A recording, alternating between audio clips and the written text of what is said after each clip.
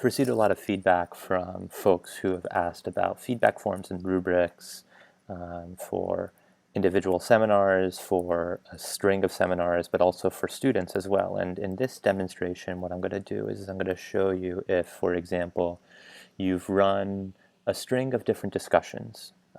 For example, in this AP US History section card, there are 33 discussions. And I wanted to produce a rubric for a student in particular for either one discussion or a string of discussions. What I can do is I can click on this section card. I can then go to my Insights page right here. It'll take me to the Insights page. And what I can do is I can click on By Participant, this By Participant tab, and locate the student in question. Okay, and it'll take me to this Insights page, but more interestingly, what I can do is I can click on this individual rubrics dropdown, and it will produce for me 5 different fillable rubrics that you can use to evaluate the student in question. So if I click on, say, academic feedback here, it'll produce a fillable form where I can actually fill in the student's information and also check mark based on this rubric.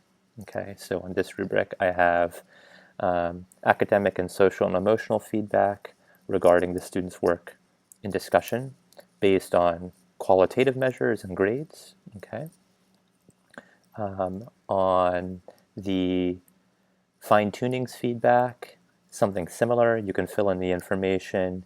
You can make some fine-tuning suggestions based on a number of different sort of qualitative evaluations. You can even write some feedback here. Okay.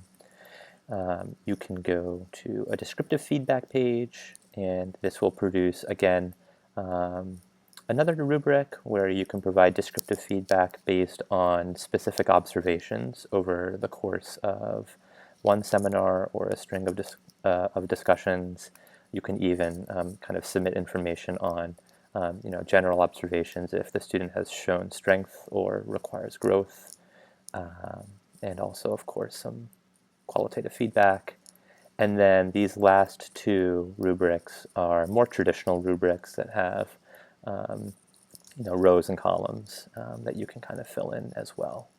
Okay, so for example, if I wanted to fill in this traditional feedback form, I can put in Marie Curie's name, and she was in the AP US History block, and 3/14/2025, and then I can kind of basically check mark how this student has done over the course of one seminar or a string of seminars. I can also write some qualitative